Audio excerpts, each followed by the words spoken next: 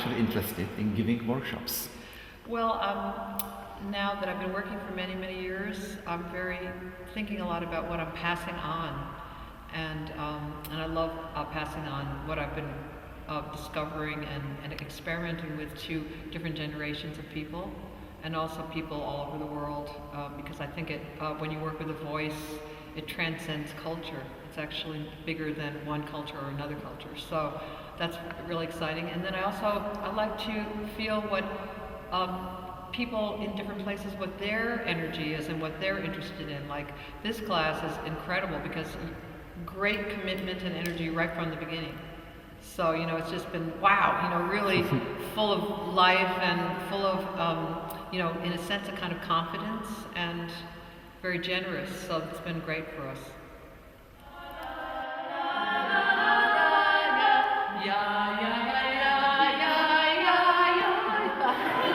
In these workshops are mostly the non-professional singers, non-professional musicians. Mm-hmm. Do you like to work with such bunch of people, or is it some special aspects there? Well, actually, I feel the voice is a universal instrument that everybody has. It's more getting back to what all of us had as human beings in the beginning. And, we do different workshops for different levels. We just did a workshop in Paris that was much more intensive because it was a whole week of working all day long, and it was people also from all over the world, and most of them were professionals. So that we did, it was just a different approach, and mostly because we had more time. And something like this in a one-day workshop we're just trying to give a kind of taste of these different kinds of aspects of the work. So I'm enjoying it very, very much.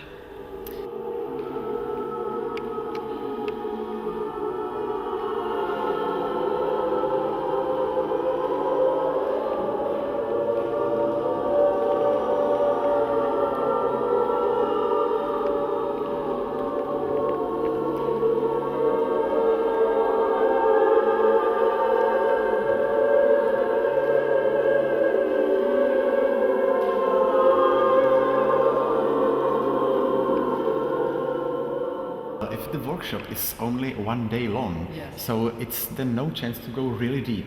So where do you see then the goal of this short period meetings? Well, I think all we can do is just try to be inspiring to the participants, and there might be something in the workshop that each person will find for themselves. And then I guess what I would say is that then they have to go on finding it for themselves.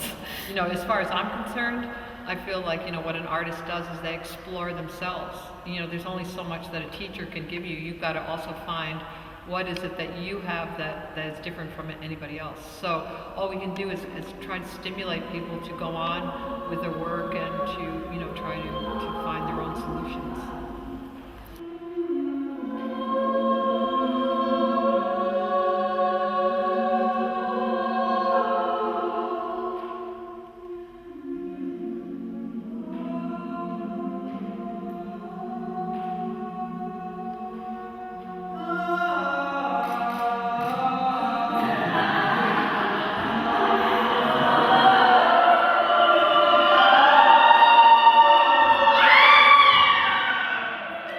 Did you have sometimes in your life some really strong experience with voice?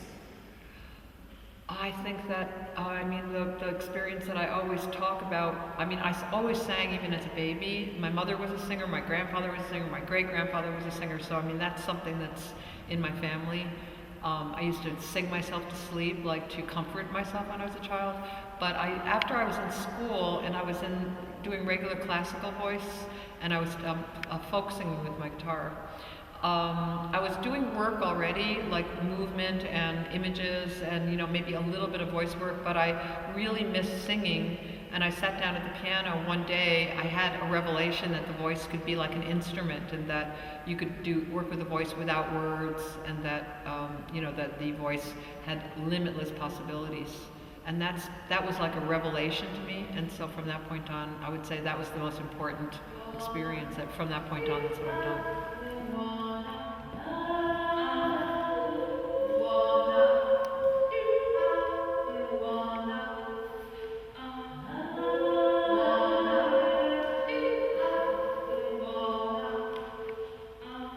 Could I ask, do you think that because of music, is your life better? You are Oh yes. Every day I'm thanking the spirits that be that I have music in my life. I'm just, to be part of music is the most magical kind of life.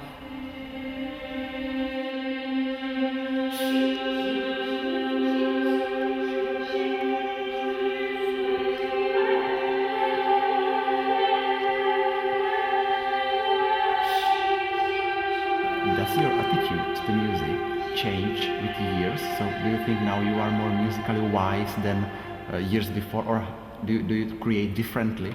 That's a really good question. I mean, I think as a young person I was very musically wise.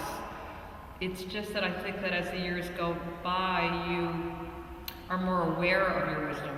You become more aware of your wisdom, and you become more aware of your process, and you become more aware of what your work is doing for other people. That you want. I know I'm much more conscious as an older person that I want my work to be of benefit. I want to do work that's of benefit and that's uplifting and is also life affirming. Whereas as a young person, I think that was much more intuitive for me, but I don't know if I would have articulated that exactly. When you're older, I have this as my aspiration as long as I live, is to do artwork that has that quality of life and magic and freedom of the imagination. It's a very spiritual practice. Mm-hmm. So I'm just more aware.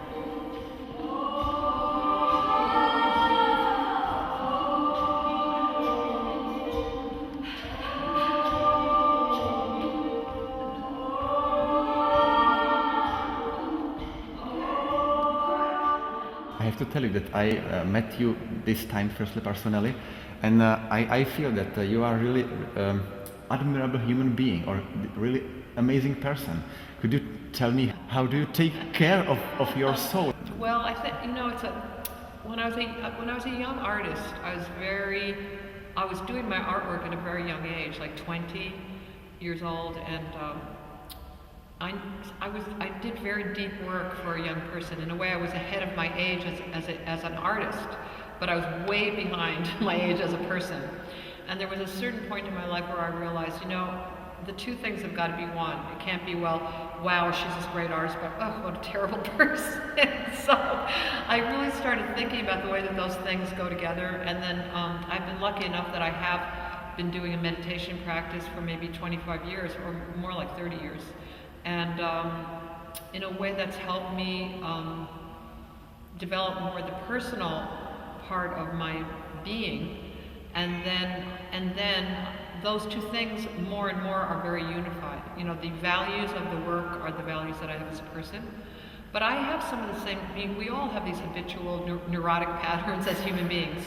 It's just that when you end up when you're in a meditation practice where you're more aware, then you start seeing the patterns a little bit more clearly, and you can try working on them, little by little. It's never going to be, we all, I used to have a teacher that said, I'm sorry, students, to tell you, but you'll never get it together. He was a Buddhist teacher. You're never going to get it together. So, just appreciate the moments that you have. And so that's pretty good, I think. So it's more being appreciative. I'm very grateful as I go. Meredith, tell me honestly, how do you like this Czech group actually? Wonderful. We're just having a great time. They just threw themselves into it, and every group is not like that. And as I said, the rhythm, there's a lot of very wonderful rhythmic kind of energy, and also a lot of real commitment.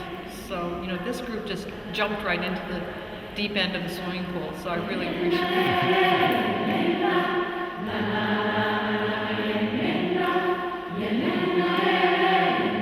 If you do the concerts, so everything is written, or do you use improvisation also on stage? The pieces are all written, but within those pieces there is a little bit of room to play in some of them. Like this morning, Katie Geisinger and I sang a Hocket up to a certain point, and that was completely set. It has to be because we're going so fast. But later on in the piece, there's one place where we're doing the pattern goes around, but we can cue each other when we're moving on to the next thing, so that you could say that's a form of improvisation that We give signals to each other, and then usually within the pieces, not every single piece, but within the pieces, I like to leave room for play and for inspiration of the moment, but it's within a very, very rigorous structure. So it's kind of a combination of discipline and freedom.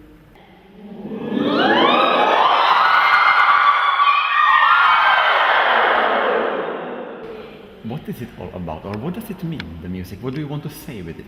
I'm trying to get to feelings and energies for which we don't have words, that we can't label. And I think that the way we're taught, particularly in the Western European tradition, is that we only trust our verbal description of experience. What we have in our mind that's saying, this is blue, this is red, or this is good, this is bad. I don't like this, I do like that.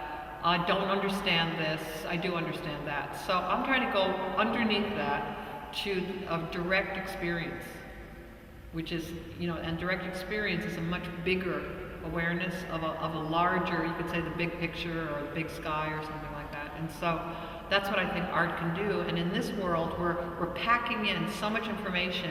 We're packing in, compressing our minds and overstimulating. I think that art and music particularly, music is a universal language. It can just go way beyond that kind of blah, blah, blah that we have in our minds all the time and go to something very direct that might be in some way shocking, or at the same time will really open up feelings that maybe you have forgotten. So it's sort of trying to bring people to that very pure place, even if it's for a few minutes or something like that. So Thank you. thank you.